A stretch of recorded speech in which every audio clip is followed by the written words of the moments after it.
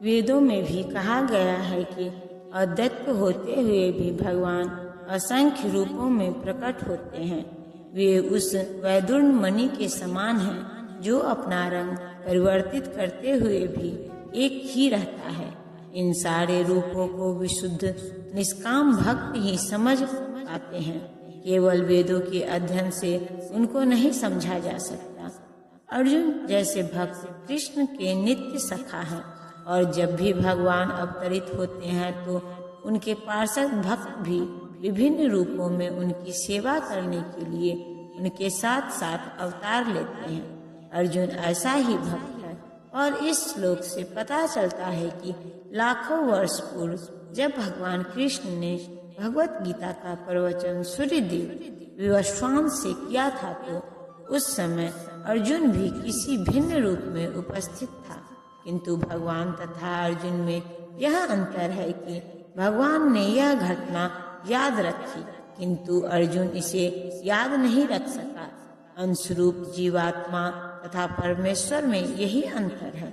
यद्यपि अर्जुन यहाँ परम शक्तिशाली वीर के रूप में संबोधित किया गया है जो शत्रुओं का दमन कर सकता है, किंतु विगत जन्मों में जो घटनाएं घटी हैं उन्हें स्मरण रखने में वह अक्षम है। अतः भौतिक दृष्टि से जीव चाहे कितना ही बड़ा क्यों न हो वह कभी परमेश्वर की समता नहीं कर सकता। भगवान का नित्य संगी निश्चित रूप से मुक्त पुरुष होता है किंतु वह भगवान के तुल्य नहीं होता। ब्रह्म संहिता में भगवान को अच्युत कहा गया है जिसका अर्थ होता है कि वे भौतिक संपर्क में रहते हुए भी अपने को नहीं भूलते। अतः भगवान तथा जीव कभी भी सभी तरह से एक समान नहीं हो सकते। भले ही जीव अर्जुन के समान मुक्त पुरुष क्यों न हो।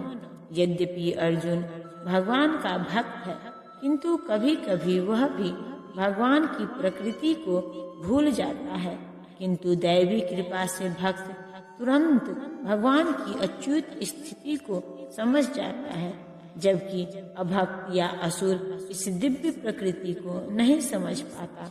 फलस्वरूप गीता के विवरण आसुरी मस्तिष्कों में नहीं चढ़ पाते। कृष्ण को लाखों वर्ष पूर्व संपन्न कार्यों की स्मृति बनी हुई है किंतु अर्जुन को स्मरण नहीं है। यद्यपि अर्जुन तथा कृष्ण दोनों ही शाश्वत स्वभाव के हैं। यहाँ पर हमें यह भी देखने को मिलता है कि शरीर परिवर्तन के साथ साथ जीवात्मा सब कुछ भूल जाता है, किंतु कृष्ण सब स्मरण रखते हैं क्योंकि वे अपने सच्चिदानंद शरीर को बदलते नहीं। वे अद्वैत हैं, जिसका अर्थ है कि उनके शरीर तथा उनकी आत्मा में कोई अंतर नहीं है। उनसे संबंधित हर वस्तु आत्मा है, जबकि बुद्धिजीवी अपने शरीर से भिन्न होता है। चूँकि भगवान के शरीर तथा आत्मा अभिन्न है, अतः उनकी स्थिति तब भी सामान्य जीव से भिन्न बनी रहती है। जब वे भौतिक स्तर पर अवतार लेते हैं, असुरगण भगवान की इस दिव्य प्रकृति से तालमेल नहीं बैठा पाते, जिसकी व्याख्या अगले श्लोक में भगवान स्वयं करते हैं। यद्यपि मैं अजन्मा तथा अविनाशी हूँ और यद्यपि मैं समस्त जीवों का स्वामी हूँ, तो भी प्रत्येक युग में मैं अपने आदि दिव्य रूप में प्रकट होता हूँ। भगवान ने अपने जन्म की विलक्षणता बतलाई है। यद्यपि वे सामान्य पुरुष की भांति प्रकट हो सकते हैं, किंतु उन्हें विगत अनेकानेक जन्मों की पुण्य स्मृति बनी रहती है, जबकि सामान्य मनुष्य को कुछ ही घंटे पूर्व की घटना स्मरण नहीं रहती। यदि कोई पूछे कि एक दिन पूर्व इसी समय तुम क्या कर रहे थे, तो सामान्य व्यक्ति के लिए इसका तत्काल उत्तर दे पाना कठिन होगा। उसे इसको स्मरण करने के लिए अपनी बुद्धि को प्रेरना पड़ेगा कि वह कल इसी समय क्या कर रहा था। फिर भी लोग प्रायः अपने ईश्वर या कृष्ण घोषित करते रहते हैं। मनुष्य को ऐसी निरर्थक घोषणाओं से भ्रमित नहीं होना चाहिए। अब भगवान दोबारा अपनी प्रकृति या स्वरूप की व्याख्या करते हैं। प्रकृति का अर्थ स्वभाव तथा स्वरूप दोनों है। भगवान कहते हैं कि वे अपने शरीर में प्रकट होते हैं। वे सामान्य जीव की भांति शरीर परिवर्तन नहीं करते। इस जन्म में बुद्धिजीवी का एक प्रकार का शरीर हो सकता है, किंतु अगले जन्म में दूसरा शरीर रहता है। भौतिक जगत में जीव का कोई अस्थायी शरीर नहीं है, अपितु वह एक शरीर से दूसरे में देहांतरण करता रहता है। किंतु भगवान ऐसा नहीं करते। जब भी वे प्रकट होते हैं तो अपनी अंतरंगा शक्ति से वे अपने उसी आदि शरीर में प्रकट होते हैं। दूसरे शब्दों में श्री कृष्ण इस जगत में अपने आदि शाश्वत स्वरूप में दो भुजाओं में बांसुरी धारण किए अवतरित होते हैं। वे इस भौतिक जगत से निष्क्लुषित रह सकते हैं कर अपने शाश्वत शरीर से प्रकट होते हैं। यद्यपि वे अपने उसी दिव्य शरीर में प्रकट होते हैं और ब्रह्मांड के स्वामी होते हैं, तो भी ऐसा लगता है कि वे सामान्य जीव की भांति प्रकट हो रहे हैं।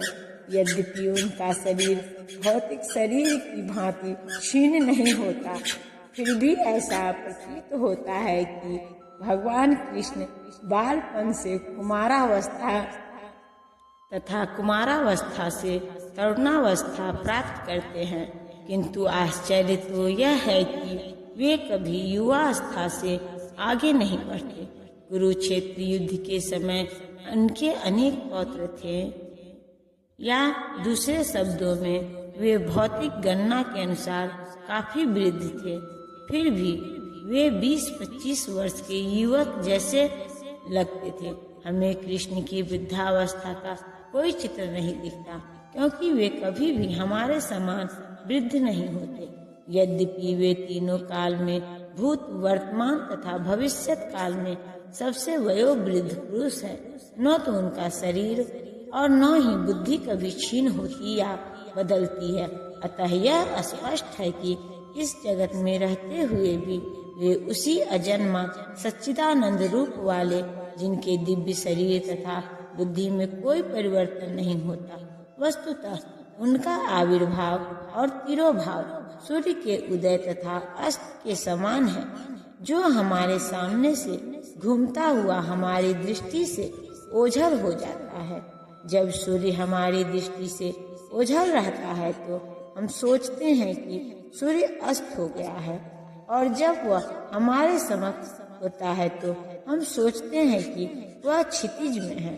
वस्तुतः सूर्य स्थिर है, किंतु अपनी अपूर्ण एवं त्रुटिपूर्ण इंद्रियों के कारण हम सूर्य को उदय और अस्त होते परिकल्पित करते हैं। और चूंकि भगवान का प्राकट्य तथा तिरोधान सामान्य जीव से भिन्न है, अतः स्पष्ट है कि वे शाश्वत है, अपनी अतरंगा शक्ति के कारण आनंद स्वरूप है और इस भौतिक प्रकृति द्वारा कभी कलुषित नहीं होते।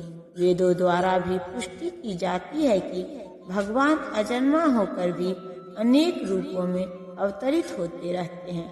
वैदिक साहित्यों से भी पुष्टि होती है कि यद्यपि भगवान जन्म लेते प्रतीत होते हैं, किंतु तो भी वे शरीर परिवर्तन नहीं करते। श्रीमद्भागवत में वे अपनी माता के समक्ष नारायण रूप में 4 भुजाओं तथा खर ऐश्वर्यों से युक्त होकर प्रकट होते हैं। उनका आदि शाश्वत रूप में प्राकट्य उनकी अहेतुक कृपा है, जो जीवों को प्रदान की जाती है, जिससे वे भगवान के यथारूप में अपना ध्यान केंद्रित कर सके, न कि निर्विशेषवादियों द्वारा मनोधर्म या कल्पनाओं पर आधारित रूप में विश्वकोश के अनुसार माया या आत्म माया शब्द भगवान की अहेतुक कृपा का सूचक है।